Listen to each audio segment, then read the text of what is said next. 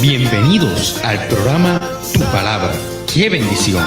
Donde seremos responsables al estudiar la palabra de Dios, Procurando la edificación del cuerpo de Cristo.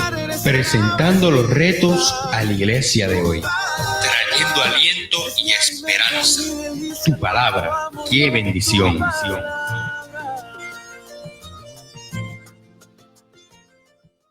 Bendiciones, amado hermano. Bendiciones a cada uno de ustedes que está ya conectado con nosotros, con el deseo de poder estudiar las Sagradas Escrituras. En el programa Tu Palabra, qué bendición, porque es verdaderamente una bendición poder estudiar las Sagradas Escrituras de Dios, que son las que nos llenan, las que nos edifican, las que nos fortalecen, y es la que nos da la fuerza para continuar hacia adelante en este camino de crecimiento constante, acercándonos cada día ante el trono de la gracia de nuestro Padre. Dios le bendiga muchísimo. Gracias por estar conectados con nosotros. Estamos transmitiendo por Facebook en tusonidocristiano.tv. tusonidocristiano.tv. Recuerde que estamos a través también de tusonidocristiano.org. tusonidocristiano.org. Y el que no desee estar conectado completamente, pues puede marcar el número de teléfono 1631-359-8262. 1631-359-8262. Y si usted marca ese número de teléfono, podrá escuchar el audio de esta transmisión en vivo del programa Tu Palabra, qué bendición. Amado hermano, muchas gracias por darnos el privilegio de poder acercarnos a ustedes en este momento que separamos para estudiar las Sagradas Escrituras. Y queremos saludar a nuestra amada hermana Arlene Flores, que ya está por ahí conectada con nosotros. Muchísimas gracias por el apoyo que siempre nos da en los proyectos que el Señor pone en nuestras manos. Amado hermano, comparta la transmisión, comparta el programa. ¿Por qué? Porque lo que Dios siempre tiene para nosotros es algo para edificarnos y fortalecernos. Recuerde que puede ver los programas anteriores si va a YouTube y en YouTube busca el canal de Tu Sonido Cristiano. Dentro de ese canal de Tu Sonido Cristiano están cada una de las transmisiones que el Señor nos ha dado el privilegio de poder hacer y estudiar las Sagradas Escrituras. Dios te bendiga mucho, Digna García. Ya está la fiel oyente de Animados con nosotros. Dios te bendiga muchísimo. Félix López. Dios te bendiga mucho. Saludos y bendiciones. Dios te bendiga mucho, Félix López. Gracias por estar con nosotros. Amado, siga compartiéndolo, porque sabemos que es lo que nos da a nosotros la oportunidad de poder alcanzar a más personas. ¿Para qué? ¿Por qué queremos alcanzar a más personas? Para bendecir su vida. Lo que deseamos es que la palabra de Dios, según nosotros nos deleitamos y la disfrutamos, toda persona que pueda ser alcanzada también pueda estudiarla, deleitarse y disfrutarla. Dios le bendiga muchísimo. Gracias por el privilegio de estar con nosotros. Ya saben que pueden dejar comentarios por ahí. Puede comunicarse con nosotros también del email tupalabra@tusonidocristiano.org. tupalabra@tusonidocristiano.org. Si usted nos escribe un email por ahí, puede ponernos alguna petición, alguna pregunta, algún comentario, una sugerencia de algún tema que usted tenga duda, que le gustaría poder estudiar y que nosotros podamos traer algo de luz acerca de ese tema. Pues con mucho gusto y con mucho honor nosotros podríamos trabajar los temas que ustedes anhelen o deseen estudiar. Dios te bendiga mucho, Génesis Rivera. Dios te bendiga muchísimo. Gracias por estar con nosotros. Y nosotros hemos estado trabajando distintos temas. Y dentro de lo que la línea de pensamiento de cuál es el Dios verdadero, entonces queremos comenzar a trabajar en el día de hoy el tema de el Mesías. Este Mesías ya vino. Esa es la pregunta que muchos se hacen. El Mesías ya vino. Ese es el tema que vamos a estar trabajando en la noche de hoy. Y es un tema que hay muchas teorías, hay muchas líneas de pensamiento, pero nosotros nos vamos a dejar regir por nuestro manual de vida.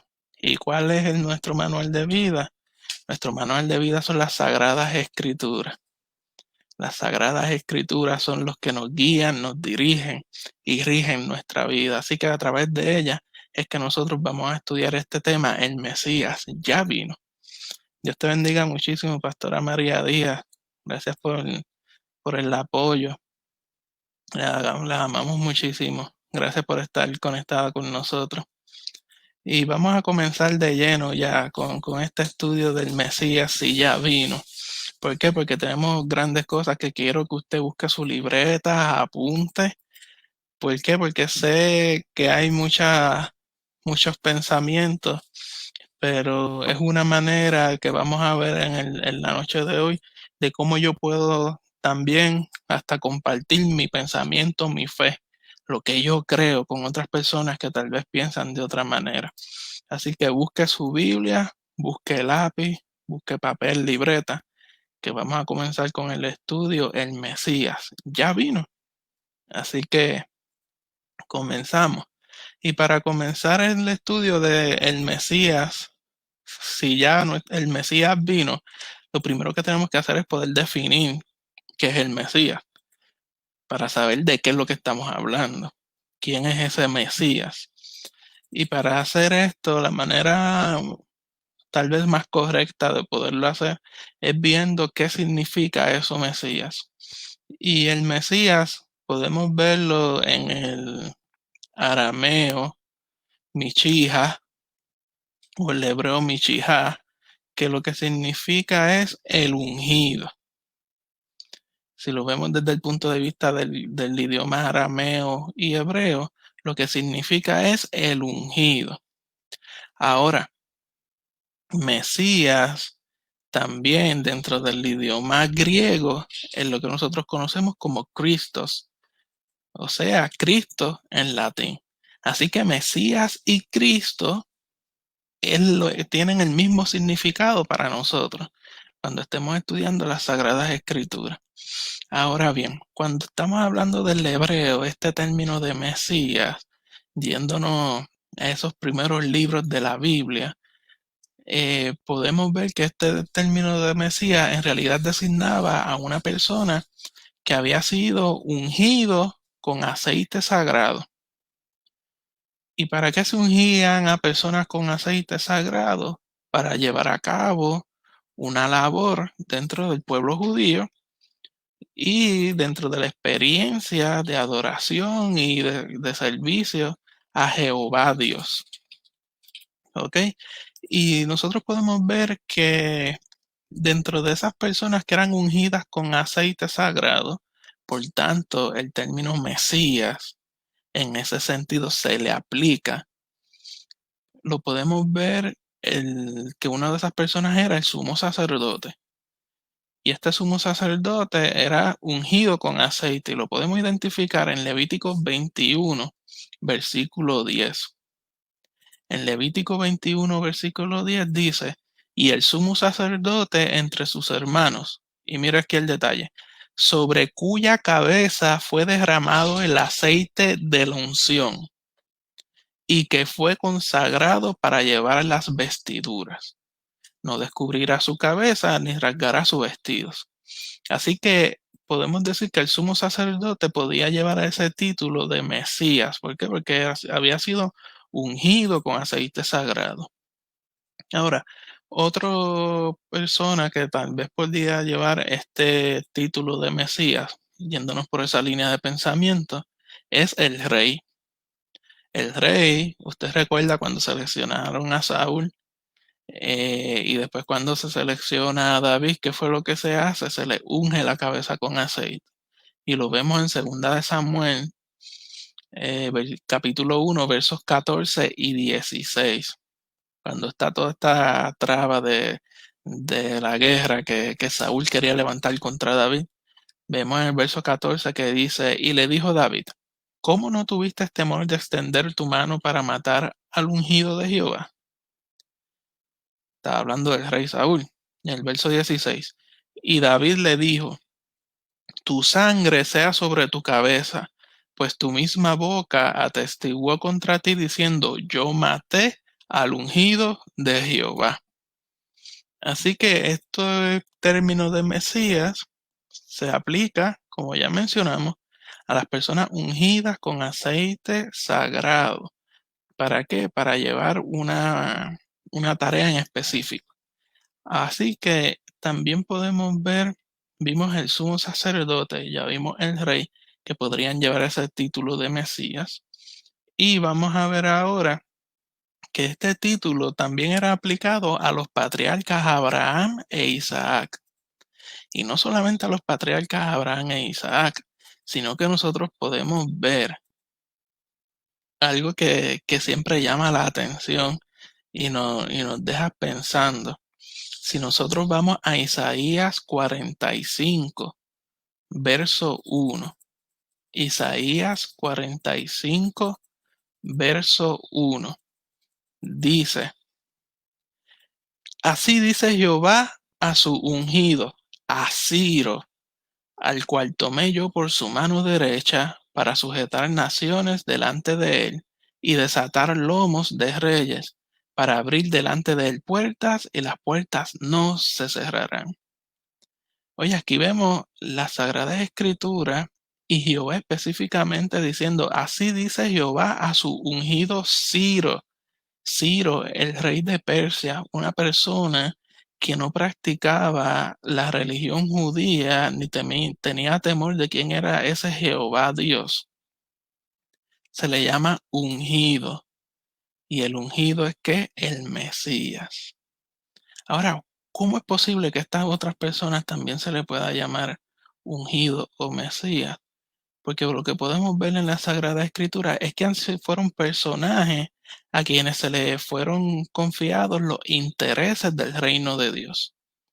O sea, Dios tiene un plan y yo sé que esta persona me va a ayudar, Jehová Dios diciendo, esta persona me va a ayudar a elaborar este plan y a trazarlo. Así que entonces, por eso estos son los ungidos, los seleccionados por mí. Recuerde que la unción es una selección, señalamiento de que esta persona va a hacer una labor, ¿para qué? Para el reino de Dios. Así que el ungido podemos verlo entonces en ese otro término.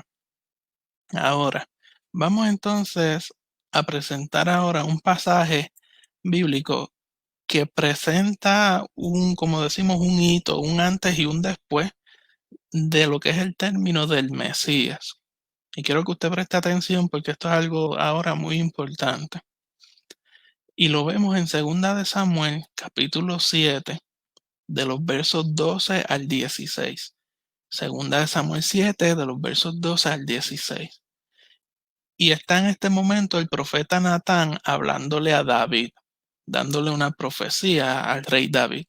Y le dice, y cuando tus días sean cumplidos y duermas con tus padres, yo levantaré después de ti uno de tu linaje, el cual procederá de tus entrañas, y afirmaré su reino.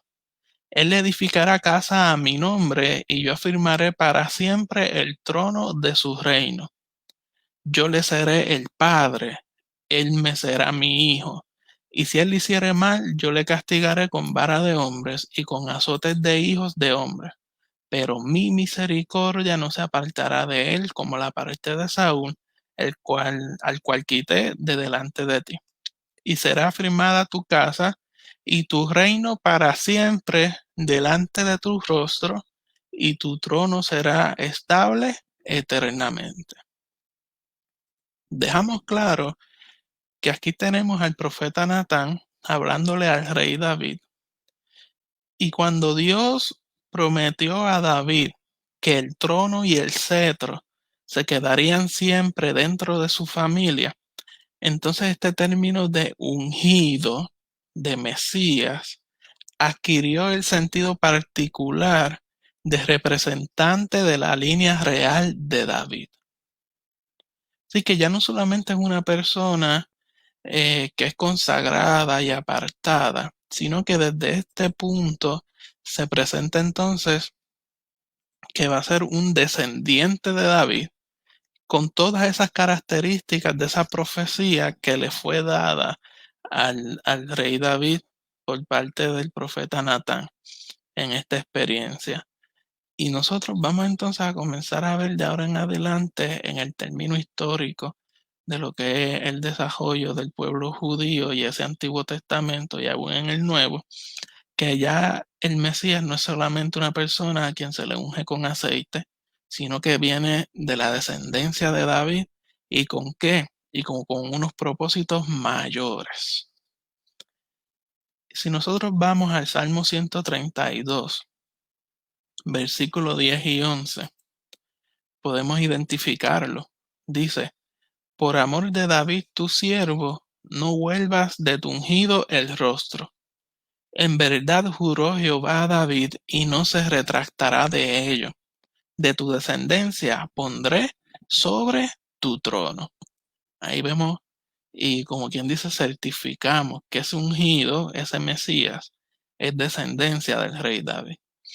Ahora, los profetas del Antiguo Testamento hablan de un rey de esta línea que será el gran libertador del pueblo de Israel.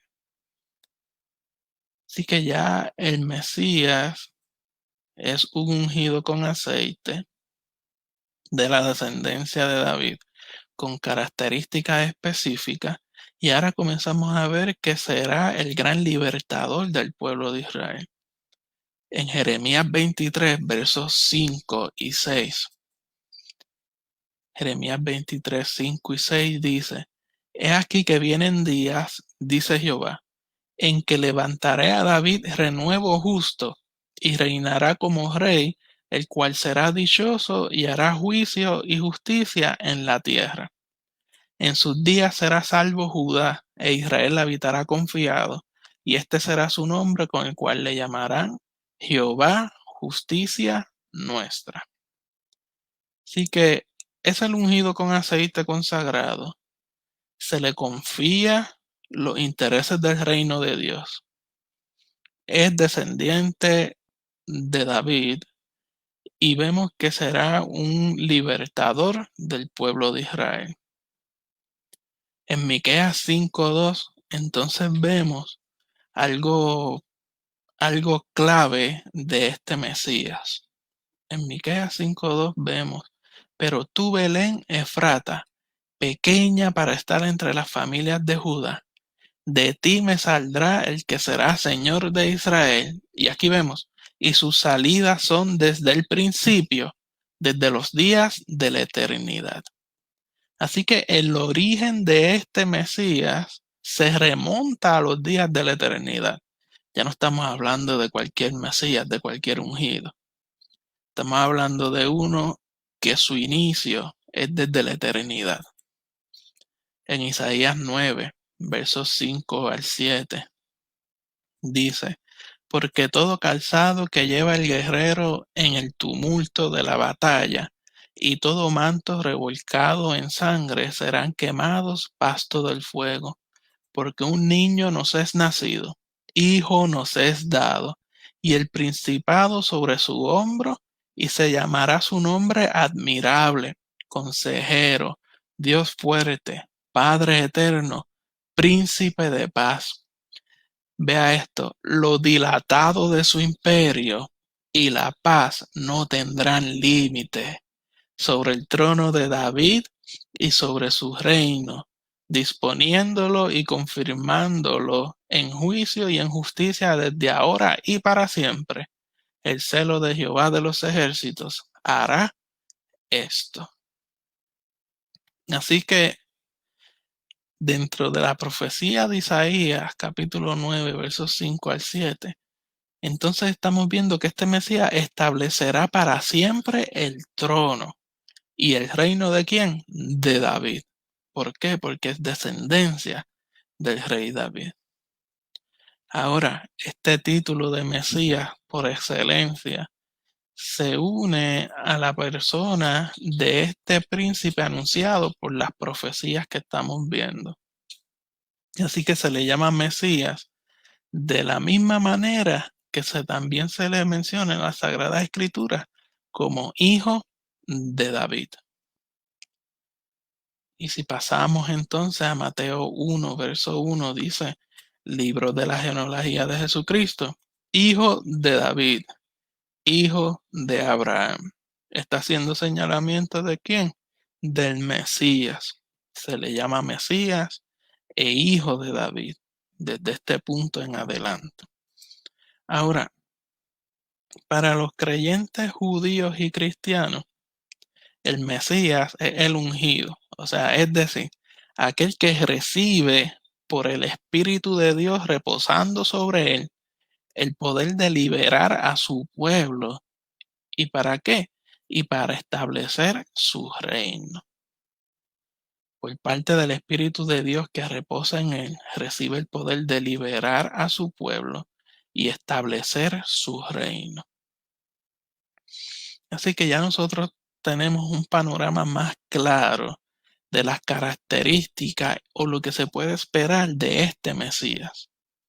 Así que ya sabemos que va a ser ungido con aceite sagrado. Ya sabemos que se le va a confiar los intereses del reino de Dios. Ya sabemos que es descendencia del rey David. Ya sabemos que es un libertador del pueblo. Sabemos que su origen se remonta desde la eternidad, que establecerá el trono y el reino de David, y que también se le llama como hijo de David. Y cuando nosotros podemos estudiar el grueso de las Sagradas Escrituras, lo que nosotros tenemos hoy como el Antiguo Testamento, se puede decir que hay alrededor de unas 365 profecías mesiánicas. Escuche bien, 365 profecías mesiánicas. O sea que nosotros podíamos agarrar una diaria y estar el año estudiando solamente las profecías mesiánicas.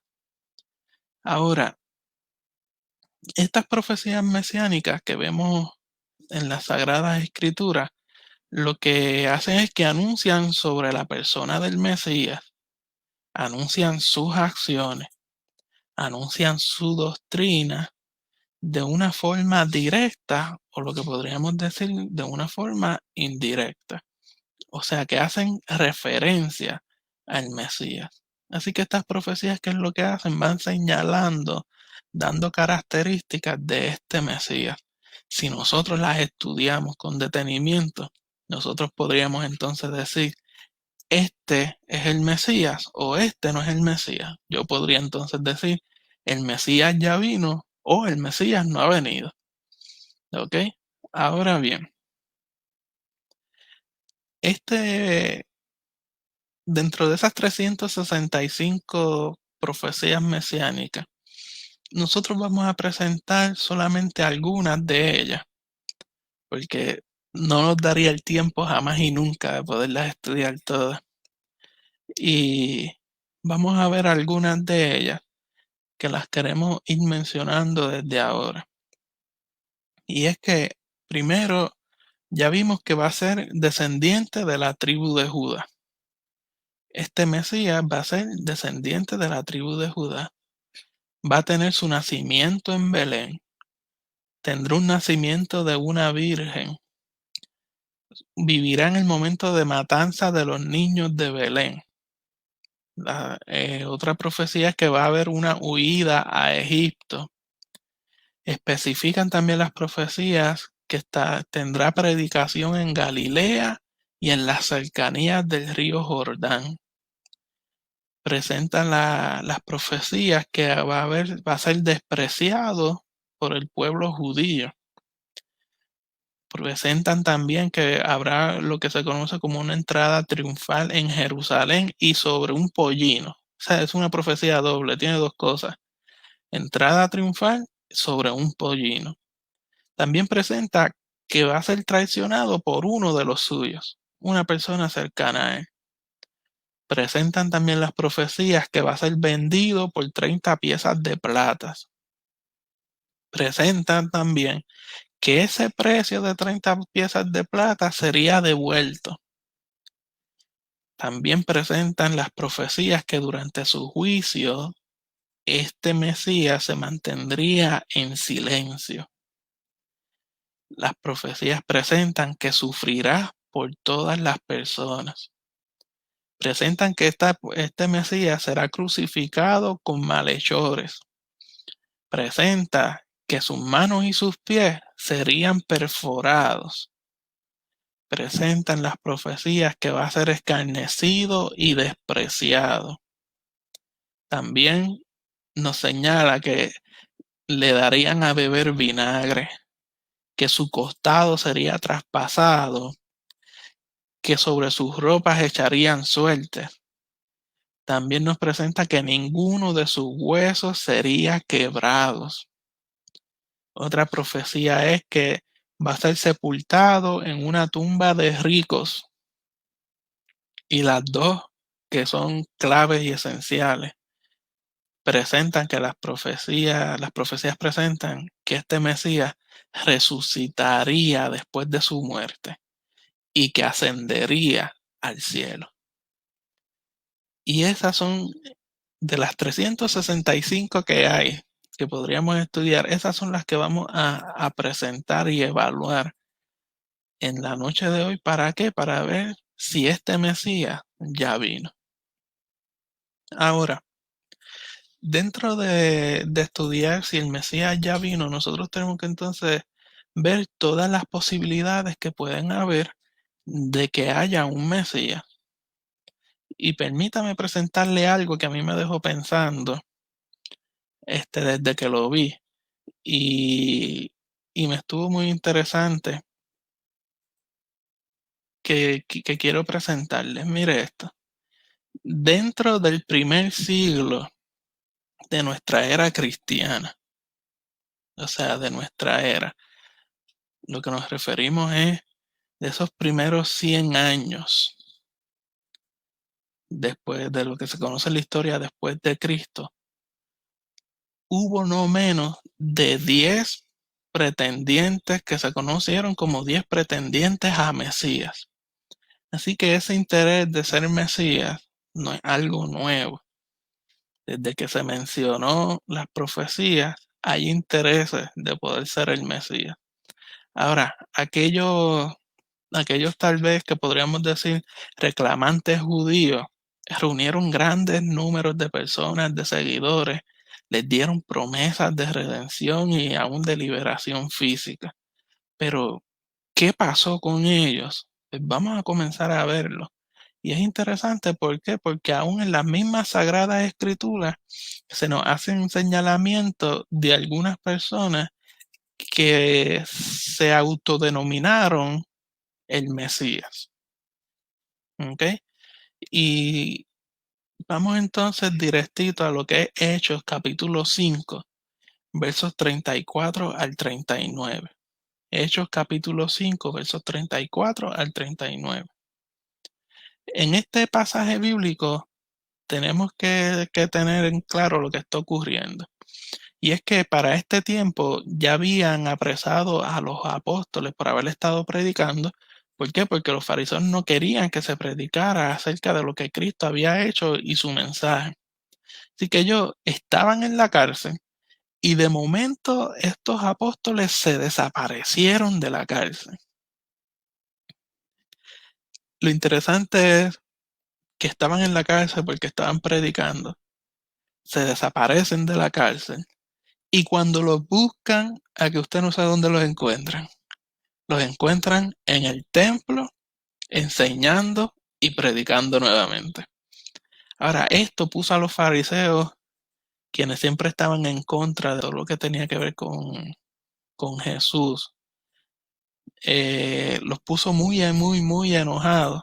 Y lo que hicieron fue que los mandaron a buscar, a llamar. Cuando los mandan a buscar allá a llamar, ellos empiezan, oye, les dijimos que no predicasen más, que se callen la boca.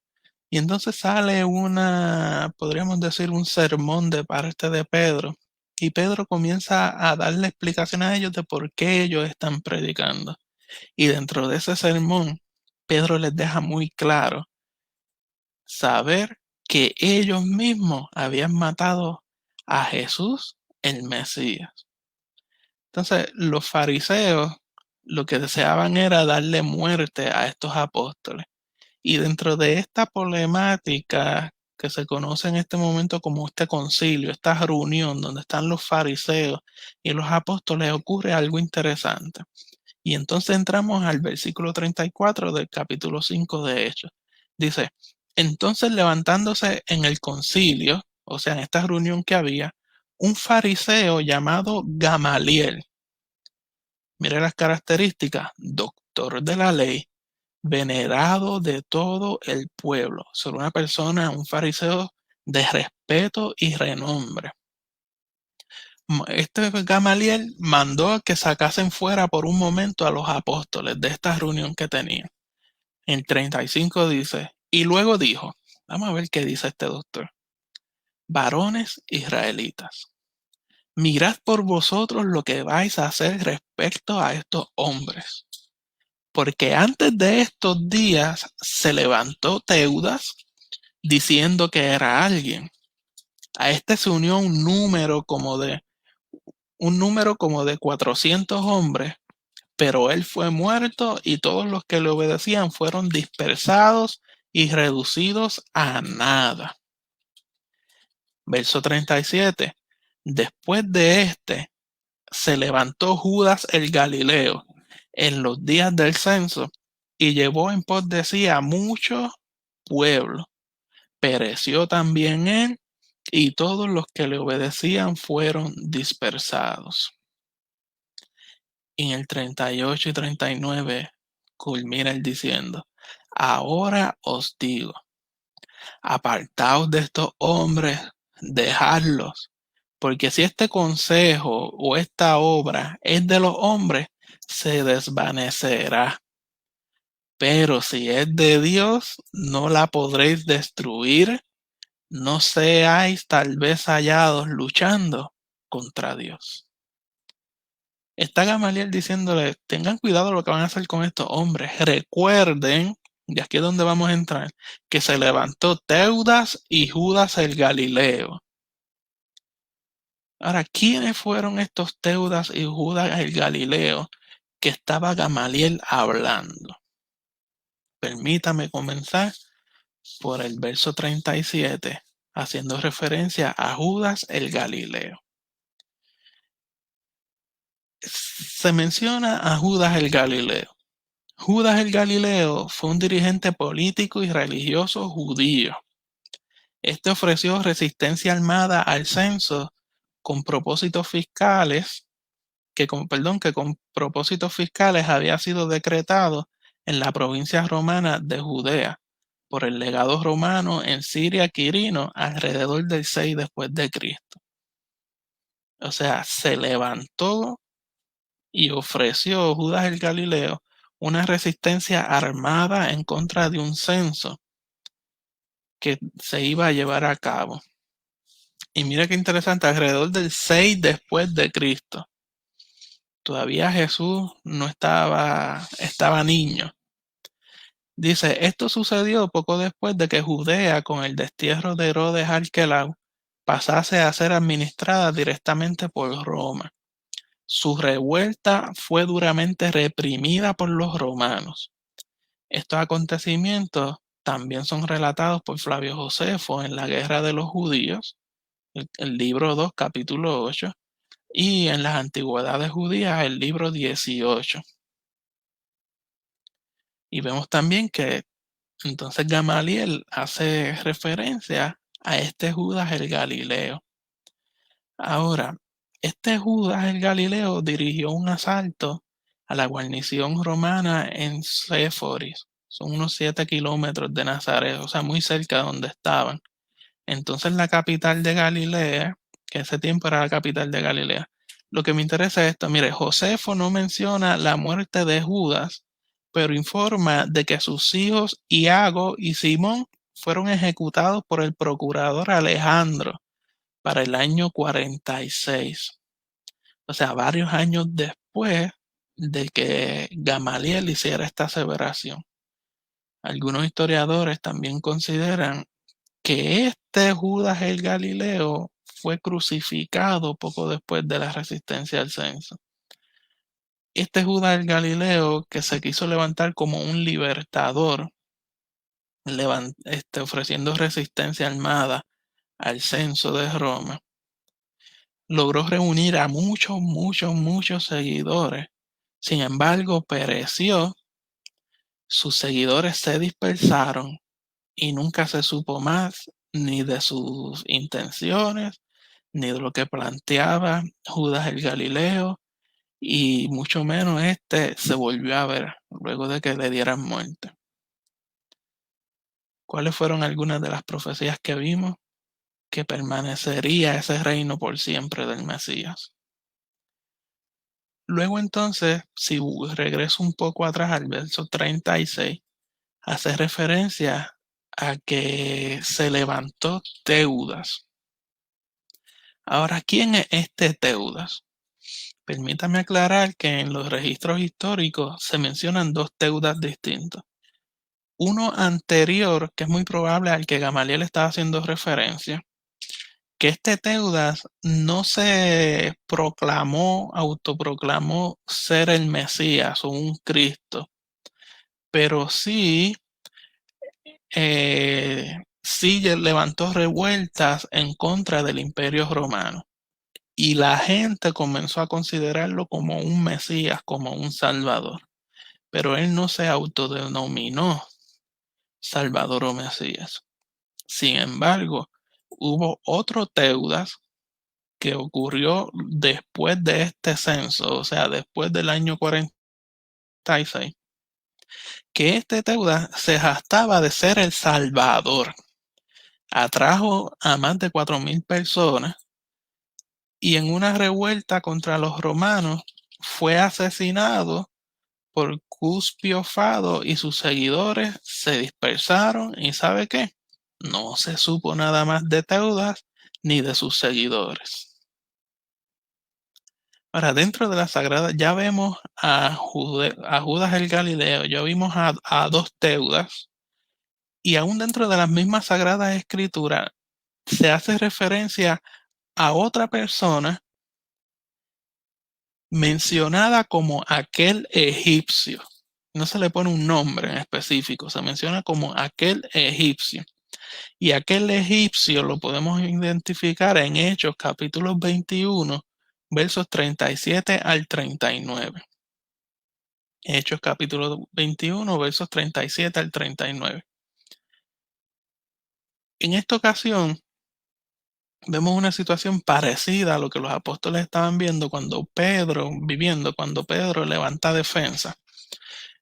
Pero en esta ocasión quien la está viviendo es el apóstol Pablo. Están llevándolo a cárcel, lo quieren enjuiciar. Y en el versículo 37 dice, cuando comenzaron a meter a Pablo en la fortaleza, dijo al tribuno, o sea, Pablo le dice al tribuno, ¿se me permite decirte algo? Y el tribuno le contesta, ¿sabes griego?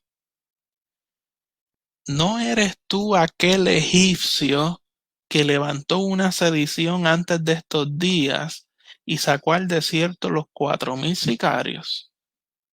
Entonces dijo Pablo, yo de cierto soy hombre judío de Tarso, ciudadano de una ciudad no insignificante de Cilicia, pero te ruego que me permitas hablar al pueblo. O sea, están diciéndole, tú eres aquel egipcio que se levantó, proclamó Salvador, para que tengas algo importante que decirme. Y Pablo le dice, no, yo soy un judío de Tarso, pero de mi ciudad no es nada insignificante. Y entonces comienza Pablo a levantar defensa. Ahora, ¿quién fue aquel egipcio a que se hace referencia? Aquel egipcio, según Fabio Josefo, se hizo pasar por profeta e indujo a unos 30,000 judíos a que le siguieran al desierto. Los incita a que lo sigan al desierto, pero mire para qué. Este egipcio les dice, cuando estemos en el desierto, ustedes van a ver los muros de Jerusalén caer y les haré un camino para que ustedes puedan regresar a Jerusalén. ¿No se les recuerda esto a la historia de Josué, donde por ordenanza de Dios los muros de Jericó cayeron y ellos entraron a tomar la ciudad? Pues esto es lo mismo que él está presentando. Los muros de Jerusalén van a caer y yo les abriré camino para regresar a la ciudad. Entonces, ¿qué pasó? Cuando se riega la voz de lo que este profeta estaba hablando, la guardia romana, dirigida por Antonio Félix, tomaron esto como una amenaza de rebeldía contra el imperio romano. Así que, ¿sabe qué? Los persiguieron, los masacraron, pero aún de los que se escaparon fue este egipcio, que entonces se desapareció, se escondió con algunos de sus seguidores y no se supo nada más de este egipcio. Así que dentro de las Sagradas Escrituras vemos tres personajes que en cierto modo se llamaron o se hicieron pasar por Mesías o Salvador. Ahora, esto no se queda ahí. Los registros históricos presentan también al que se conoció como el beduino hacedor de maravillas. Mire su nombre, beduino hacedor de maravillas. Este se autoproclamó un Mesías. Prometió libertad al pueblo si lo seguían al desierto, pero de camino al desierto fue asesinado. No se sabe quién lo mató, cómo fue, no se sabe nada. Se sabe que fue asesinado camino al desierto y desapareció toda señal del beduino y de sus seguidores. Ahora, vemos entonces otro personaje que se hizo llamar el Mesías. Y este está muy interesante. Este se llamaba Simón Bar Kokhba. Simón Bar Kokhba tuvo dos cosas interesantes. Lo primero es su nombre y el apoyo que tenía, porque este Simón obtuvo el apoyo del rabí Akiba, quien estaba en sus tiempos, que lo proclamó a él como el Mesías. Lo interesante es que su nombre, Simón Bar Kokhba, lo que significa es hijo de mentiroso. Ahora, al, al rabí Akiba, obviamente este nombre no le gustaba, así que le cambiaron el nombre a Simón Bar Kokhba. Y Simón Bar Kokhba lo que significa hijo de una estrella. Ahora, ¿qué tiene que ver? ¿Por qué hijo de una estrella? Pues vayamos entonces a Números 24, versos 17, para que vean por qué le ponen este nombre. Número 24, versos 17 dice, lo veré, mas no ahora. Lo miraré más de cerca. Saldrá estrella de Jacob y se levantará cetro de Israel y herirá las sienes de Moab y destruirá a todos los hijos de Set. Así que este Bar Kokhba quería ser quien esa estrella de Jacob. Así que este supuesto Mesías, que aún su nombre lo delataba, buscaba derrocar el yugo del gobierno romano, ganar de nuevo la independencia para la nación judía. Ahora, un pasaje talmúdico describe tanto su celo militar como hasta cierto modo su arrogancia. Y el pasaje talmúdico dice, estuvo Bar que tuvo un ejército de 200,000 hombres, que hizo cortar un dedo de cada uno de sus hombres para demostrar su valor y bravura. O sea, de estos 200 hombres del ejército hay que cortarles un dedo para que vean que somos bravos de verdad. Y no solamente eso, continúa diciendo, cuando salía a la guerra decía, amo del universo, no nos ayudes. O sea, no necesitamos tu ayuda. pero tampoco ayudes a los enemigos. Esa era la frase que él siempre mencionaba cuando salía a la batalla. Así que había una gran confianza en este supuesto Mesías de que él iba a tener éxito. Imagínense, apoyado por el rabí Akiva de ese tiempo. Así que tenían tanta confianza de que iba a tener éxito que se hicieron monedas judías con la inscripción que decía año 1 y año de la liberación de Jerusalén. Así que por el 135 después de Cristo, la campaña de este hombre fue totalmente aplastada. ¿Por quiénes? Por los romanos. Dice que decenas de millares fueron muertos y una gran parte de la comunidad judía fue expulsada de Jerusalén. Millares de cautivos judíos fueron vendidos como esclavos. A otros los obligaron a irse en barcos de esclavos y muchos de ellos murieron en el mar. Y hay otros pasajes de los escritos talmúdicos que presentan la gran masacre de estos seguidores, que fueron muchos, que tuvo este hombre, y algunas hasta ejemplos de cómo fueron torturados y asediados. Ahora, cuando vemos todo esto, rápido nos viene el pensamiento, ven acá, ¿por qué todos estos falsos mesías atrajeron a tanta gente judía, a tanto pueblo judío? ¿Qué tenían que los seguían? Bueno, hermano, y es que sin duda es totalmente normal que un pueblo que está viviendo en un oprimido busque la manera de quitarse el yugo de la opresión y que anhele la liberación de la servidumbre extranjera. Cuando hay un pueblo que está oprimido, buscan a alguien que se levante, que los dirija. ¿Para qué? Para librarse de toda opresión.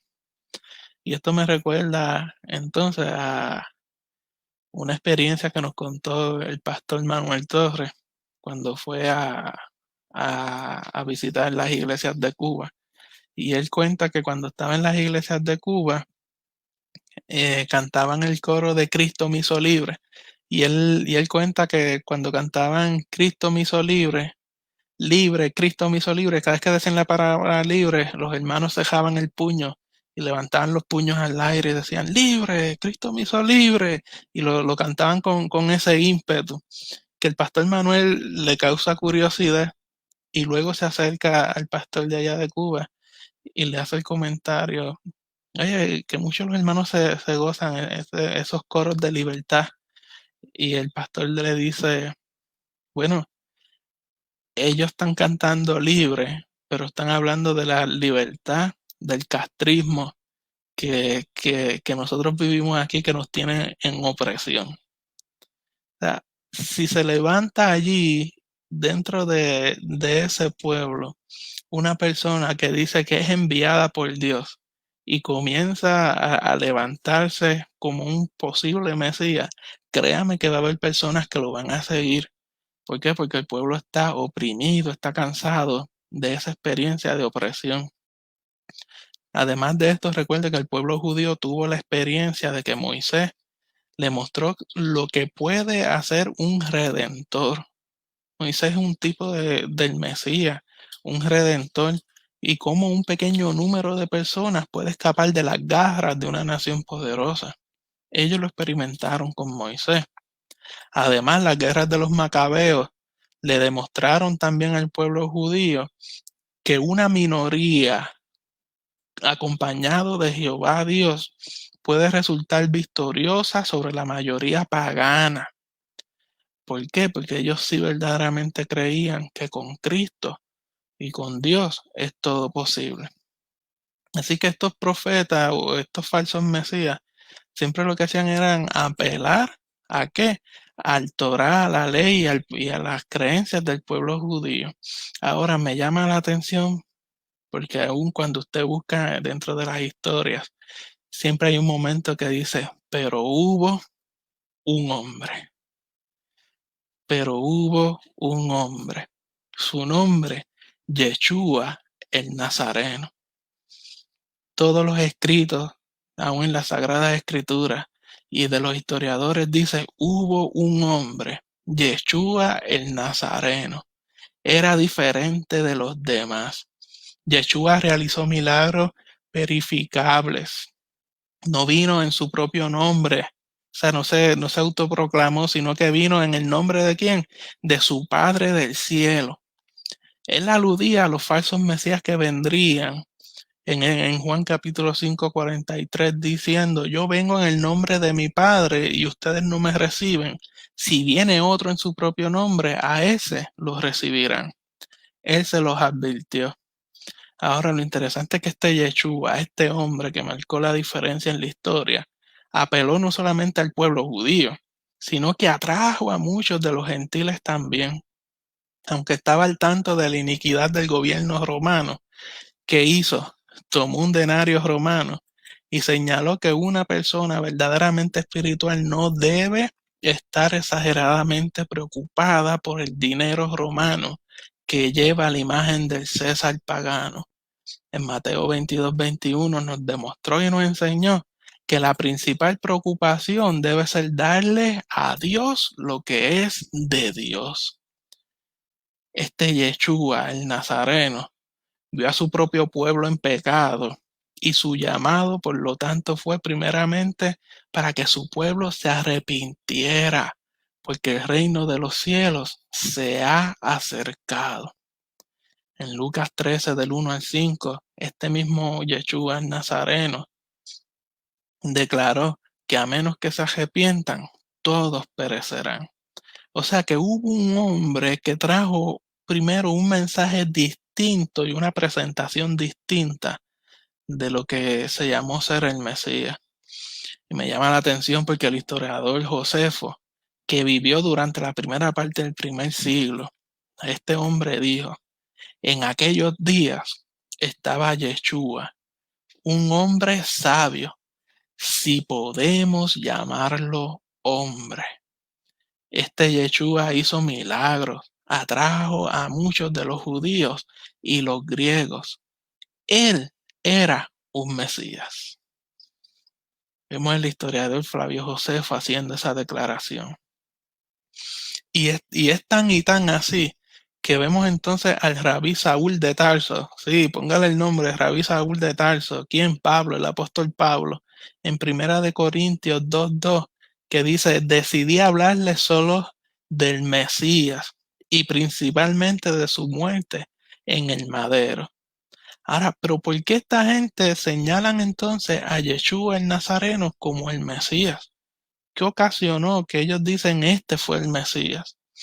Entonces vamos a ver que si tuviésemos el tiempo, las 365 profecías que mencionamos ahorita que hay en el Antiguo Testamento fueron todas cumplidas por Yeshua el Nazareno, o sea, Jesús, Jesucristo. Y nosotros podemos ver que primero y antes que nada, este Yeshua sabía quién era y estaba claro de que las profecías mesiánicas a quien hacían referencia era a él mismo. Y eso lo vemos en Lucas 4:21 cuando le está dándole lectura a Isaías en la sinagoga de Nazaret y afirma al final, hoy se está cumpliendo ante vosotros esta escritura. Los fariseos que se rehusaban a creer en él les dijo, escudriña. En Juan 5:39, me encanta porque mismo Jesús les dice, escudriña las escrituras, ya que en ellas esperáis tener la vida eterna, y ellas testifican de mí. O sea, este Yeshua de Nazaret sabía quién él era. Y ahora vamos a tomar una pequeña muestra del cumplimiento de estas profecías. Vimos que era descendiente, dijimos que iba a ser descendiente de la tribu de Judá. Y lo vemos en Génesis 49:10, donde dice, el cetro no se apartará de Judá ni el bastón de mando de entre sus piernas, hasta que llegue aquel a quien le pertenece y a quien los pueblos deben obediencia. Y en Lucas 3:33 nos dice Naasón, hijo de Aminadab, Aminamad, hijo de Admin, Admin, hijo de Arni, y Arni, hijo de Esrón, Esrón, hijo de Fares, Fares, hijo de Judá. Vemos que entonces la genealogía de Yeshua el Nazareno es remontada hasta Judá. En Miqueas 5:1 nosotros vimos que su nacimiento sería en Belén. Y tú, Belén Efrata, tan pequeña entre los clanes de Judá, de ti me nacerá el que debe gobernar a Israel. Sus orígenes se remontan al pasado, en un tiempo inmemorial. Y en Mateo 2:1 vemos en la narración del nacimiento de Yeshua, cuando dice, cuando nació Jesús en Belén de Judea, bajo el reinado de Herodes, unos magos de Oriente se presentaron en Jerusalén. Así que Jesús, Yeshua, nació en Belén. En Isaías 7:14 está el nacimiento de este niño a través de una virgen, que nos dice, por tanto, el Señor mismo dará señal. He aquí que la Virgen concebirá y dará a luz un hijo y llevará por nombre Emmanuel. En Mateo 1:18 vemos que el nacimiento de Jesucristo fue así. Estando desposada María, su madre, con José, antes que se juntasen, se halló que había concebido del Espíritu Santo. No se queda ahí, sino que vemos la matanza de los niños de Belén en Jeremías 31:15, donde dice, así habla el Señor, escuchen, en Ramá se oyen lamentos, llantos de amargura, es Raquel que llora a sus hijos, ella no quiere ser consolada porque ya no existen. En Mateo 2:16, Herodes entonces, cuando se vio burlado por los magos, se enojó mucho y mandó matar a todos los niños menores de 2 años que había en Belén y en todos sus alrededores, conforme al tiempo que había inquirido de los magos.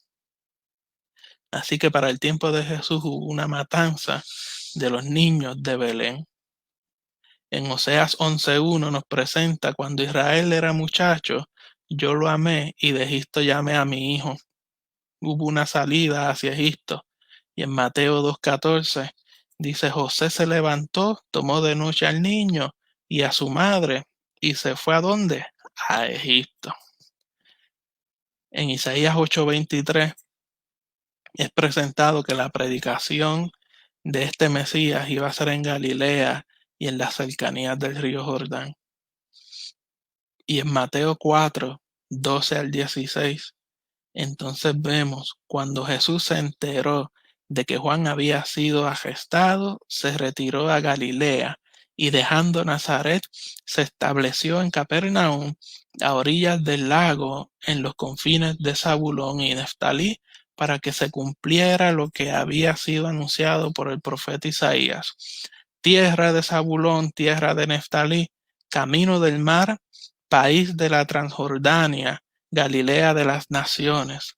El pueblo que se hallaba en tinieblas vio una gran luz. Sobre los que vivían en las oscuras regiones de la muerte se levantó una luz. Mencionamos que iba a ser despreciado por el pueblo judío.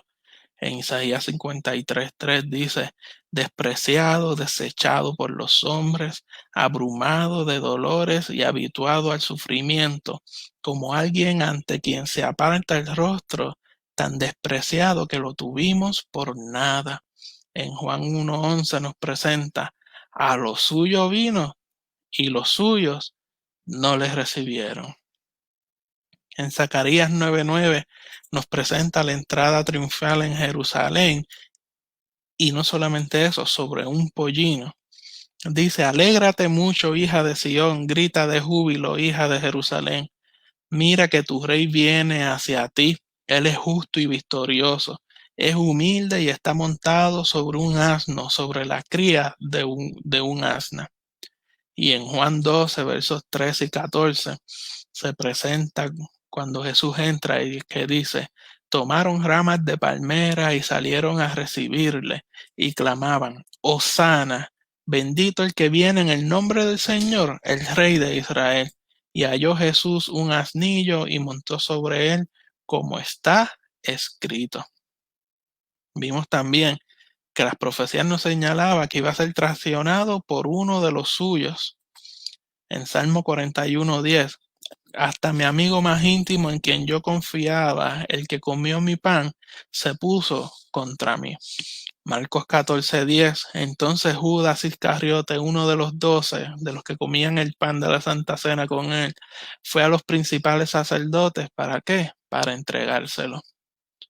Vimos también que sería vendido por 30 piezas de plata en Zacarías 11:12.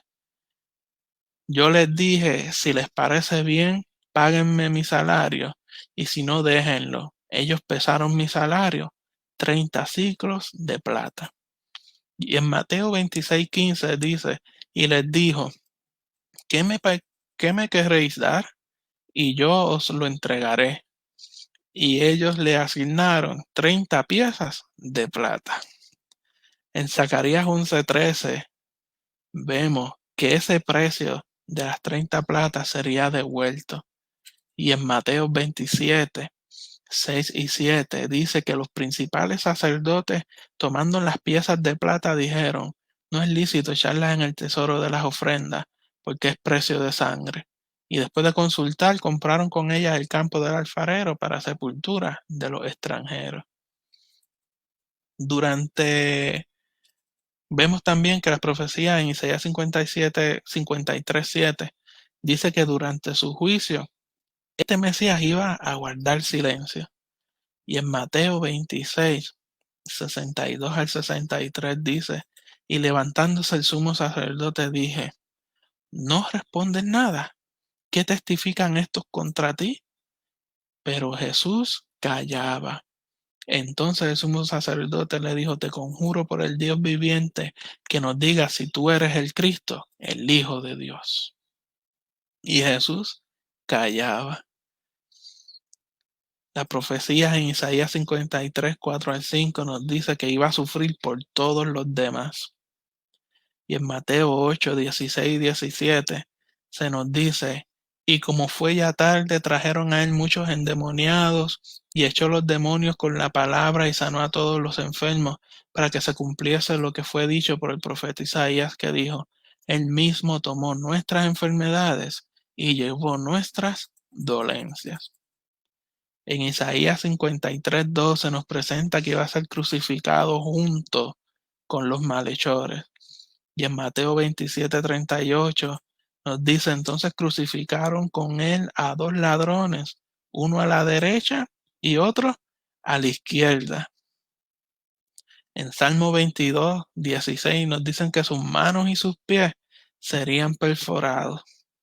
Y vemos entonces en Juan 20:27 cuando Jesús se le acerca a Tomás y le dijo, pon tu dedo, mira mis manos, acerca tu mano, métela en mi costado y no seas incrédulo, sino creyente. La profecía en Salmo 22:6 al 8 nos presenta que sería escarnecido y despreciado. Y en Mateo 27:39-40 dice, y los que pasaban le injuriaban, meneando la cabeza y diciendo, tú que derribas el templo y en 3 días lo reedificas, sálvate a ti mismo. Si eres el Hijo de Dios, desciende de la cruz. Este Jesús de Yeshua, el Nazareno, fue escarnecido y despreciado. En Salmo 69:21 nos presenta que le iban a dar de beber vinagre. Y en Juan 19:29 vemos que había una vasija llena de vinagre. Le empaparon una esponja y poniéndola en un hisopo se la acercaron a la boca. En Zacarías 12:10 dice que este Mesías su costado sería traspasado. Y en Juan 19:34 vemos cuando uno de los soldados le abre el costado con la lanza y al instante sale sangre y agua. En el Salmo 22:18 se presenta que sobre sus ropas se iban a echar la suerte. Y en Marcos 15:24 nos dice que cuando lo hubieron crucificado repartieron entre sí sus vestidos echando suerte sobre ellos para ver qué se llevaría cada uno. En el Salmo 34:20 nos dice, él guarda todos sus huesos, ni uno de ellos será quebrantado. Sus huesos no serían quebrantados.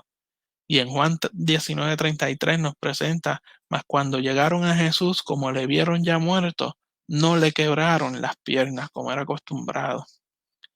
Presentaron también las profecías en Isaías 53:9, que este Mesías iba a ser sepultado en una tumba de ricos. Y en Mateo 27:57 al 60 nos presenta que cuando llegó la noche vino un hombre rico de Arimatea llamado José, que también había sido discípulo de Jesús. Este fue a Pilato y pidió el cuerpo de Jesús. Entonces Pilato mandó que se le diese el cuerpo. Y tomando José el cuerpo, lo envolvió en una sábana limpia y lo puso en el sepulcro nuevo que había labrado en la peña. Y después de hacer rodar una gran piedra a la entrada del sepulcro, se fue. El Salmo 16:10 nos presenta que resucitaría después de su muerte. Porque no dejarás mi alma en el Seol, ni permitirás que tu santo vea corrupción. En Mateo 28:9 vemos el cumplimiento cuando dice, he aquí Jesús les salió al encuentro diciendo, salve, y ellas acercándose abrazaron sus pies y le adoraron. En el Salmo 68:18 dice que éste ascendería al cielo. Se subiste a lo alto, cautivaste la cautividad, tomaste dones para los hombres y también para los rebeldes, para que habite entre ellos Dios. Y en Lucas 24:50-51 presenta, y los sacó fuera hasta Betania, y alzando sus manos, los bendijo. Y aconteció que bendiciéndoles, se separó de ellos y fue llevado arriba al cielo. Amado hermano, cuando nosotros estudiamos cada una de estas profecías, nos damos cuenta que cada una de ellas tuvieron cumplimiento en una sola persona, en Yeshua de Nazaret, Jesús el Nazareno. Y aun si nosotros las estudiásemos y nos pusiéramos muy metódicos y nos vamos al nivel de estadística, nos vamos a dar cuenta que para que una persona cumpliera cada una de estas profecías, definitivamente tenía que haber la mano divina de Dios en ello. ¿Para qué? Para que se pudiesen cumplir cada una de ellas, que una sola persona pudiese cumplirlas. Ahora, para ir culminando, me gustaría entonces presentar Hechos 1:9-11, que ahí entonces comienza una nueva temporada. Dice, y habiendo dicho estas cosas, viéndolo ellos, fue alzado y les recibió una nube que lo ocultó de sus ojos. Y estando ellos con los ojos puestos en el cielo, entre tanto que él se iba, he aquí se pusieron junto a ellos dos varones con vestiduras blancas, los cuales también les dijeron, varones Galileos, ¿por qué estáis mirando al cielo? Este mismo Jesús que ha sido tomado de vosotros al cielo, así vendrá como les habéis visto ir al cielo. O sea que hay una promesa, un señalamiento que este Mesías que vino y cumplió con todas esas profecías fue tomado al cielo, pero ¿qué?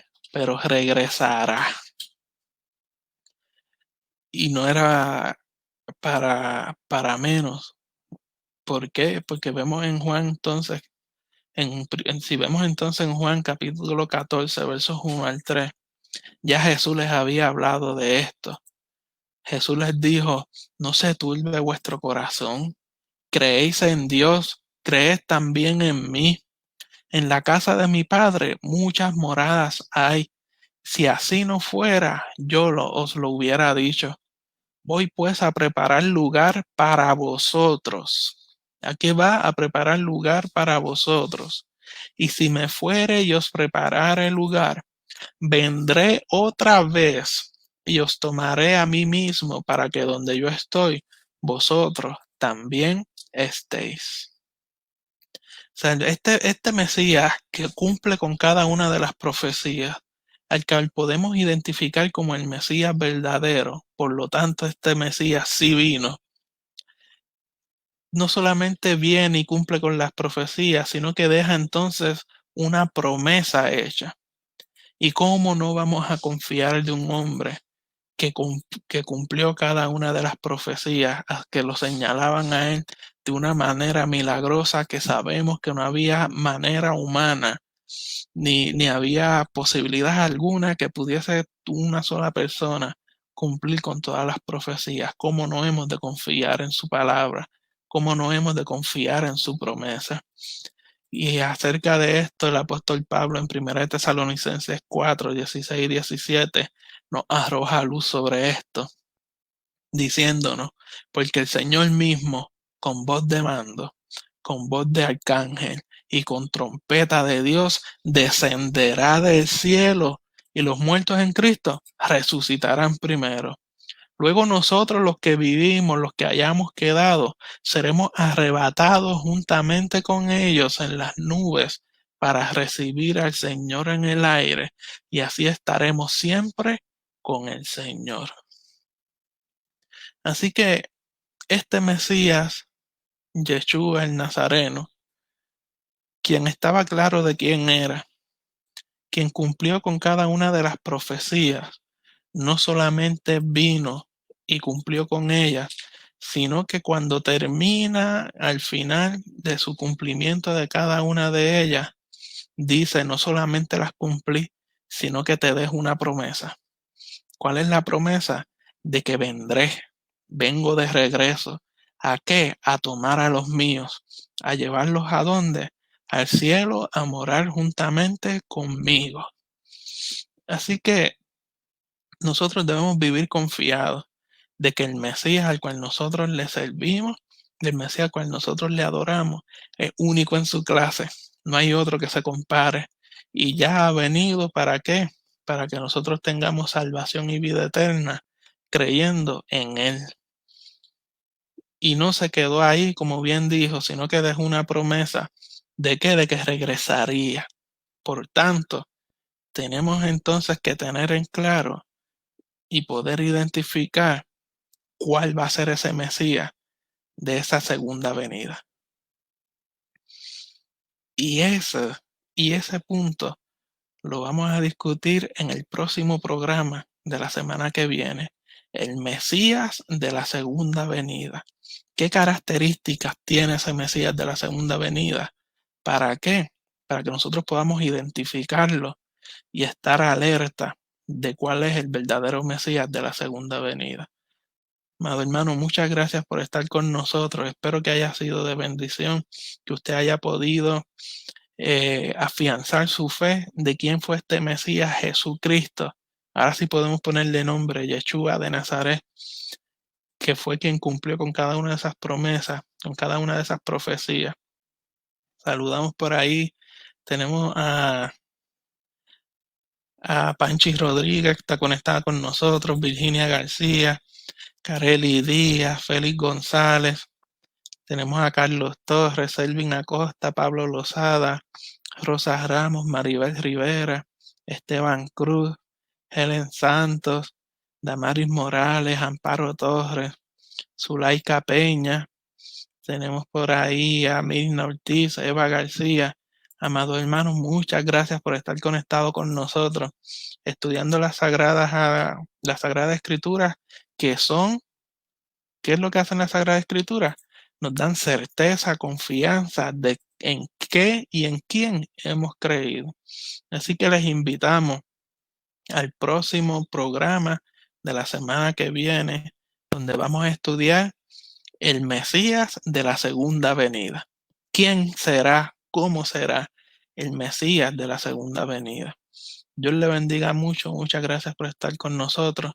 Recuerde que nos puede escribir al email tu palabra @tusonidocristiano.org, tu palabra @tusonidocristiano.org, para comentarios, algún tema, alguna duda. Si dentro de lo que traemos hay alguna duda que quisiera trabajar, no dude en comunicarse con nosotros. ¿Para qué? Para poderlo trabajar. Noemí, Dios te bendiga muchísimo. Gracias por estar conectada, por conectarte con nosotros. Así que la semana que viene estudiaremos el Mesías de la segunda venida. Dios le bendiga mucho. Muchas gracias por estar con nosotros.